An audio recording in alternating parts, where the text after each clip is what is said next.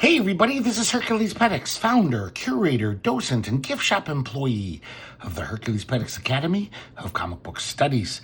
Tonight we're going to be looking at Two-Fisted Tales number 20, continuing our look at this once very, very great and now just kind of pretty darn good anthology from EC Comics.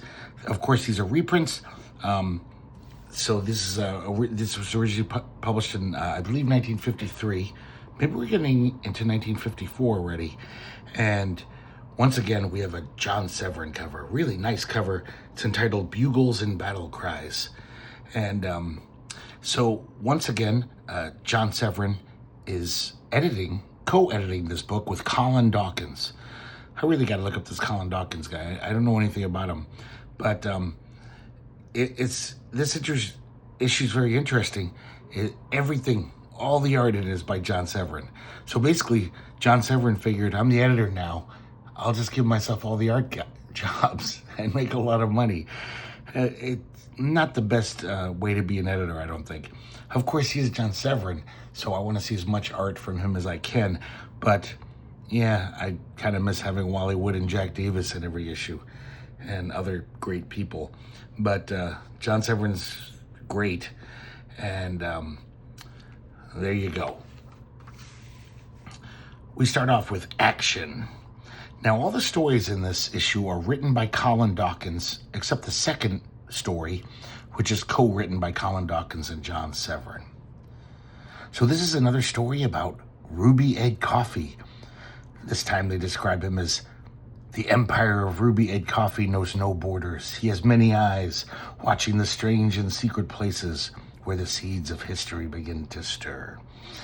So we see Coffee hanging out with his buddy Cannon, and his other buddy Duke comes in. I guess he's got a message from Copenhagen. Apparently, this Russian, Georgy Kopek, he's visiting Quebec. And of course, Egg Coffee doesn't like the sound of this. He doesn't like any commies coming into the Western Hemisphere. Man, I just love this Severin art. It's not some of his most detailed art. He'd actually get more detailed in his middle ages. There's some stuff in the 60s and 70s where it's insane. But I just love his style. So now, Coffee and his crew head up to Quebec. They meet their contact, this Quebecois named Cordy. And I guess Cordy's, he's with the police, I think, or maybe with the government. But basically they said, we're ready for this guy. We've got all these agents. We've got radio-equipped cars on all the main streets leading up from the pier. This Capek guy isn't going to, escape our sight. So strangely, to their amazement, he comes off the ship that's landing at this pier with a woman with him. And they're like, what's up with that? They notice two shady guys in the crowd.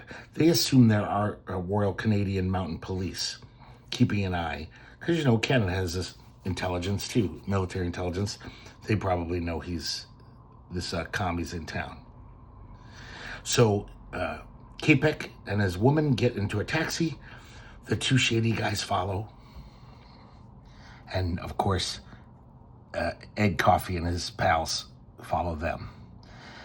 They pull up just as the shady guys are going into Capek's apartment, or his place where he's staying. And then moments later, he comes out with the woman. I just love these Severin faces here. So when they run in, Coffee and his crew run in, those two shady guys are dead. They look through their papers. Turns out they're not Royal Canadian Mounted Police. They're Russians. And basically a pair of red torpedoes, as he calls them. They're like Russian assassins. So now they're like, we got to find Capek. I don't know why they didn't seize him right there when they saw him walk away from the apartment. So for 5 days, everyone's keeping an eye out. And Cordy, the Quebecois, finally radios in And he says, we got a beat on him. We're following him right now. But it turns out another car's following them. And they're probably not good guys. So Cordy pulls up beside him and riddles their car with machine gun bullets, causing it to crash. Hours later in this hotel room, Capek is talking to his woman here. He's a giant man. So he hears a knock on the door, and it's this guy he knows named Gregor, another Russian. And he's like, what are you doing here?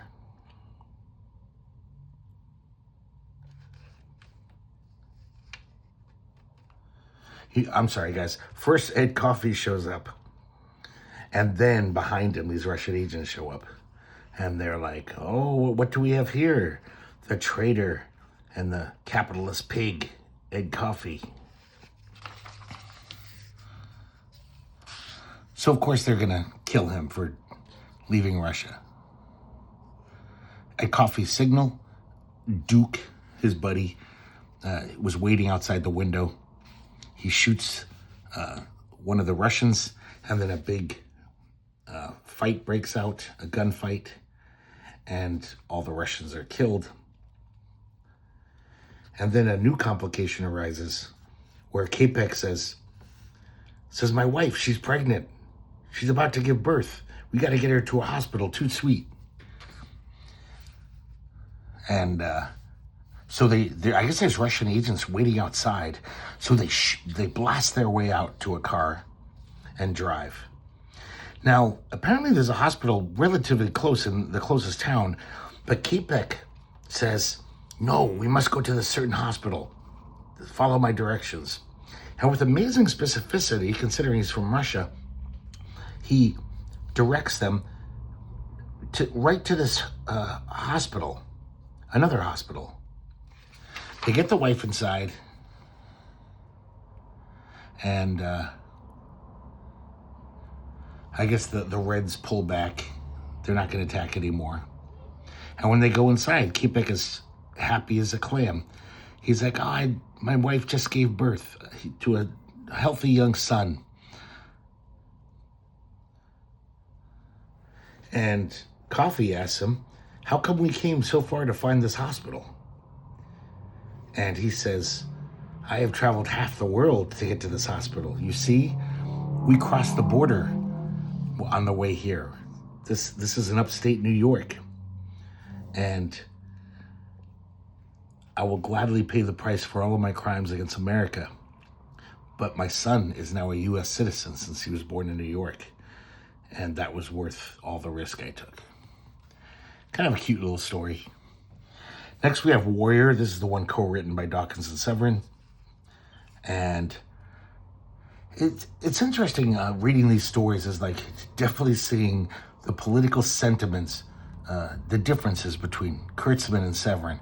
Kurtzman obviously was more progressive, more willing to look at the other side's point of view. Severin seems like he's pretty kind of right-wing, communism is bad.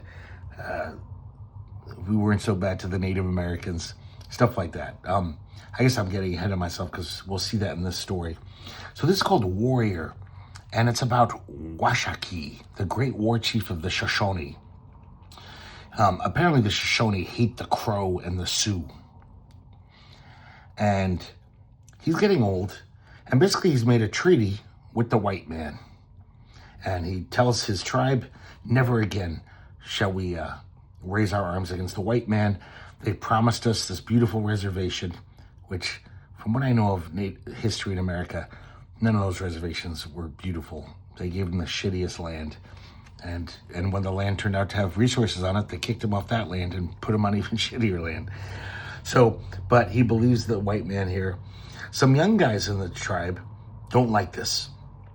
They're like, we must fight. They constantly take our land and lie to us. And this one guy, I'll get his name in a second. I think his name's White Horse. He's kind of the leader of this dissident group.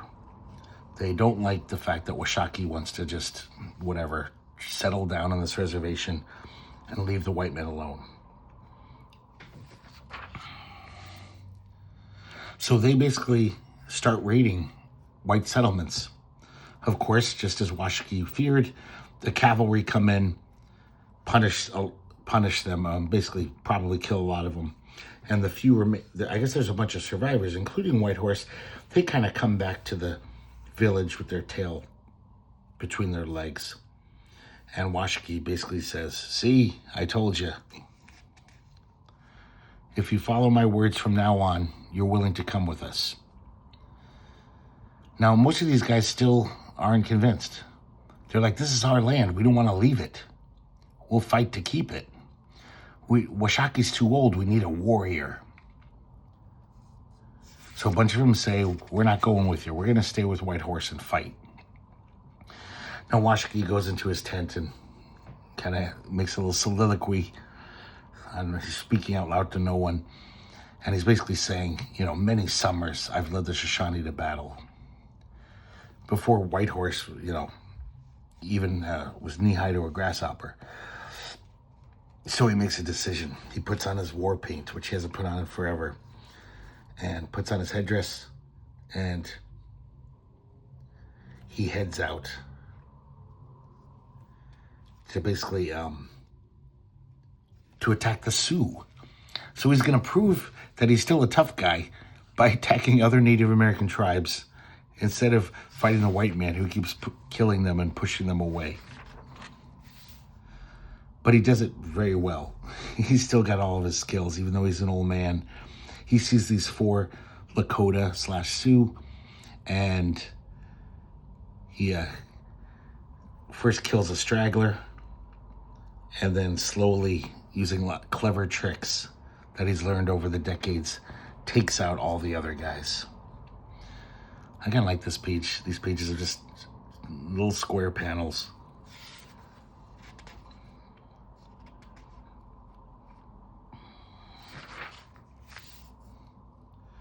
So we get some really nice action scenes here. And he dispatches the last of the 4. But he's not done. He's like, now I got to hunt some more. Now he's going to get some crow.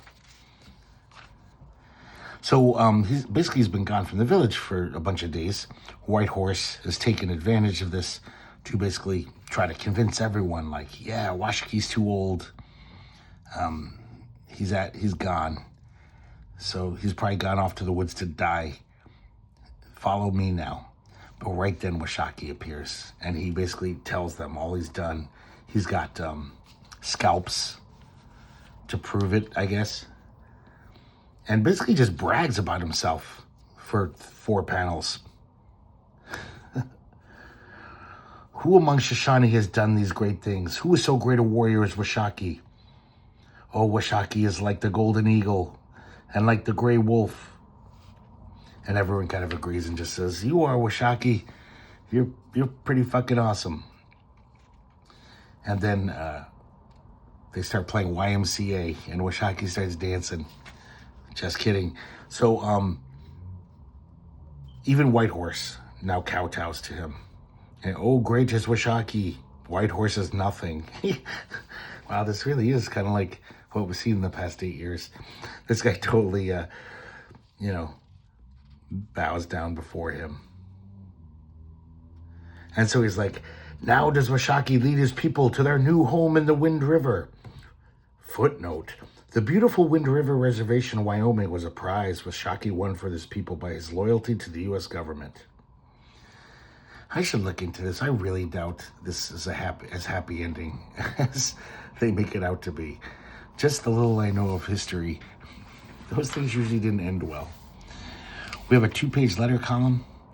You know what I realized from looking at the GCD for every issue, like when I do my tiny amount of research, is that for some reason, the 1-page 1 stories that the comics back then always had to include for the postal regulations, they cut them out most of the time.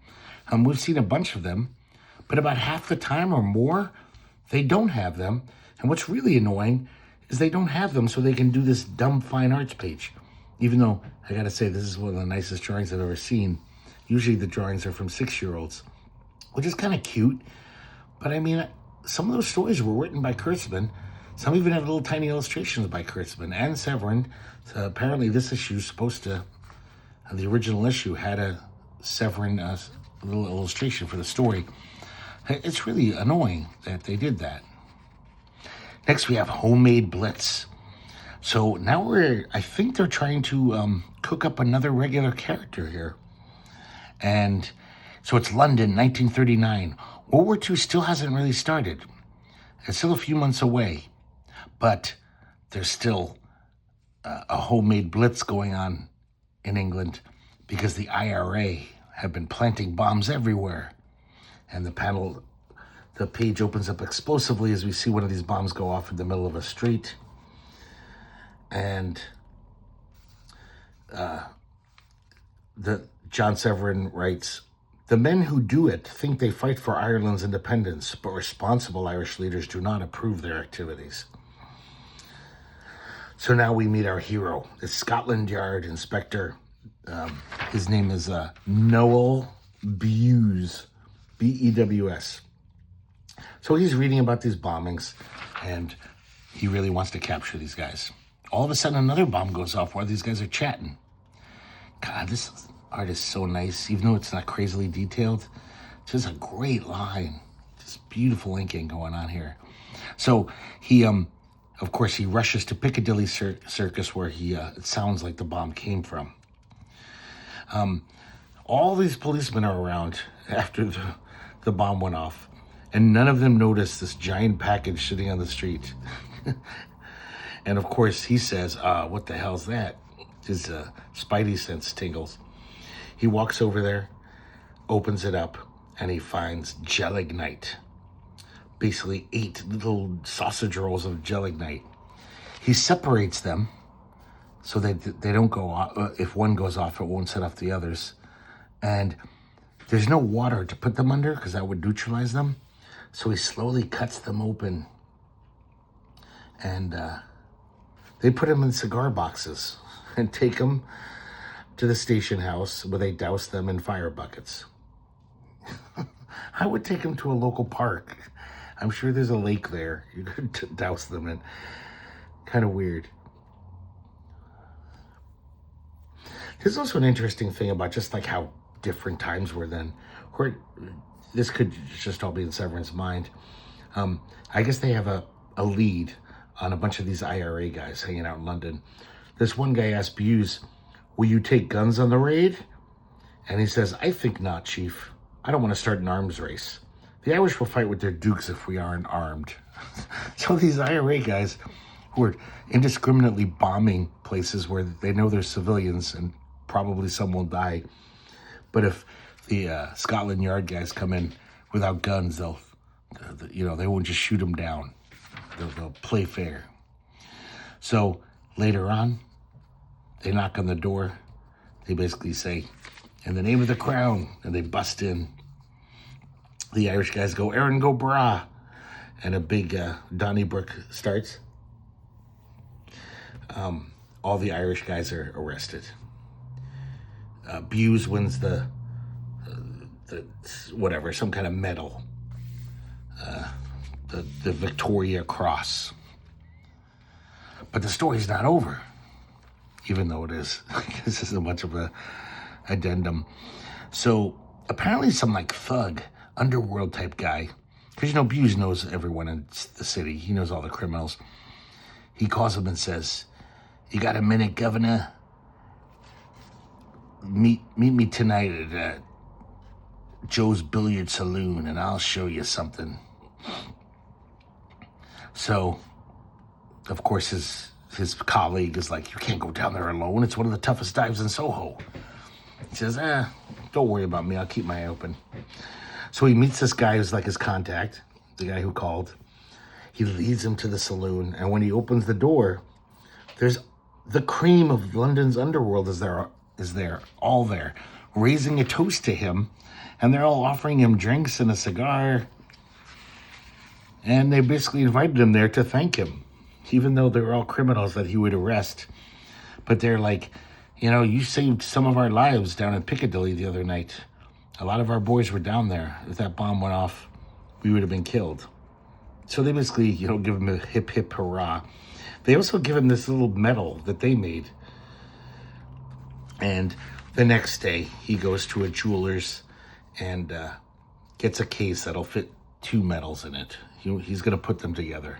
He's just as honored by the criminal's medal as he is by the king's. Next, we have Showdown. And so the opening scene here, we see this young guy named Webb Young. And he's punching this guy named Whip Creed. And Whip Creed's a gunslinger. Webb is basically just a tenderfoot. Never fired a shot in anger. But eventually two of these guys are going to have a showdown. So Creed falls to the ground, pulls his gun. The marshal, Blackjack Slaughter, pulls his gun on Creed and says, "Hey, that man's unarmed. You're going to take that punch or you're going to hang." So he basically says, if you're still in town by sundown, you better find a gun because we're going to have a showdown. Sorry to keep repeating that. So weird back then. That was just nice and legal. Like the sheriff couldn't say, "What? You're threatening this man? You're going to jail." Or once the gun duel starts, you could just arrest them. Very strange. So now we meet this woman here, and apparently he got into this fight to defend her honor. I guess Creed was saying some shitty thing to her, and he punched him because of that. She says, "I expect I should be thanking you, but I'm not. Lane Terrell likes to fight her own fights. Also, she doesn't like other people's blood on her conscience. And I know Creed, and your blood's going to be on my conscience soon if you don't get out of town." I guess Creed's a very formidable gunfighter. So Webb goes back to his apartment. He has no intention of leaving. He's young, he's full of pride, he's stubborn. And he's practicing his quick draws in the mirror. Right then, these 2 goons break into his room, knock the gun out of his hand, knock him out, and carry him away. After a long ride, he wakes up at a Texas ranch house. He's a guest. And it turns out it's that woman, Lane Terrell. She basically said, "I knew you didn't leave town. Like I told you, I didn't want your blood on my conscience. I don't want to deal with this shit, so I kidnapped you," basically. He's mad, of course. He's like, "Everyone's going to think I'm a coward." She says, "Well, I can't let you go back until you learn how to handle a gun then." So she takes him to meet Jingle Bob, this old guy who takes care of her horses. But I guess at one time, Jingle Bob was like the fastest gunslinger in the West. So she says, he'll teach you everything he knows. So over the next few pages, we see this intense training session and teaches him everything he knows.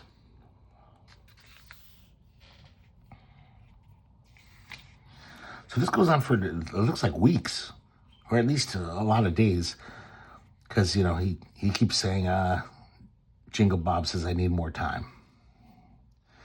So one morning, Jingle Bob says, "Well, the herd's coming in from the summer range. There's been a lot of rustlers around, so you can make yourself useful. You're going to come with us. We could always use another hand." So it's late at night. They're watching the herd, and they hear a noise. All of a sudden, 12 masked riders come out of nowhere, blazing 6 guns, charging like cavalry. God, these night scenes are so beautiful with the color plates based on Marie Severin's colors, I assume, but just John Severin's shading and inking. So basically, these bad guys get away with most of the cattle.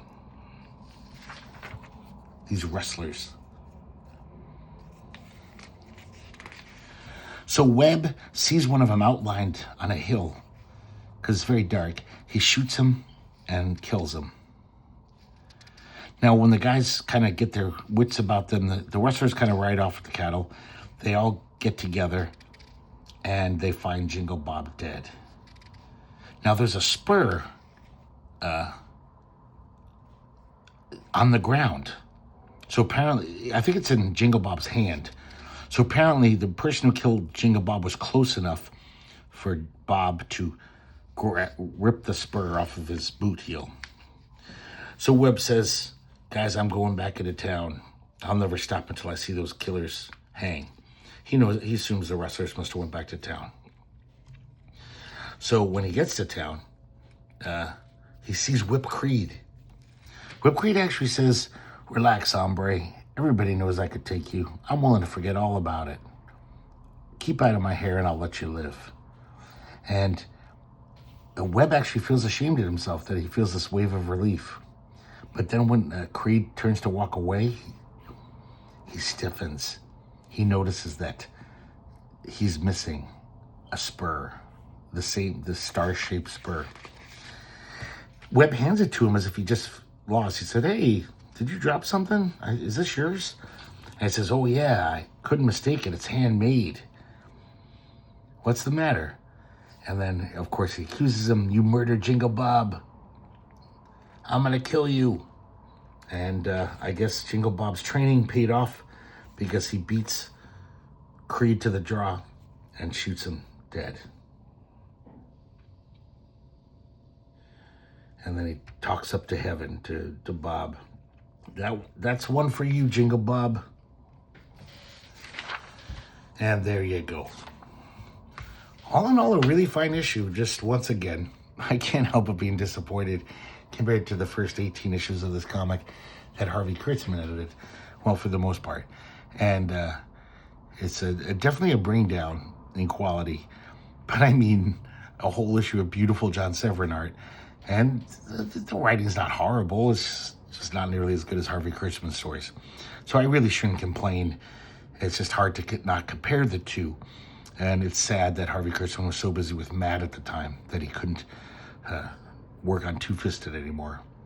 But I guess there's a few more issues that John Severin edits, and with Colin Dawkins. And I think he draws the next 2 issues after this, if I read the letter pages correctly. So man, John Severin was... If I was an artist at the EC Bullpen, I'd be like, fuck you, dude. Give us a job. But he basically took advantage of the fact that he was the editor to hog all the art duties for this comic. But of course, like I said, I don't mind that much because it's John Severin. So thanks for watching, guys. And I hope to see you next time here at the Herculespetix Academy of Comic Book Studies.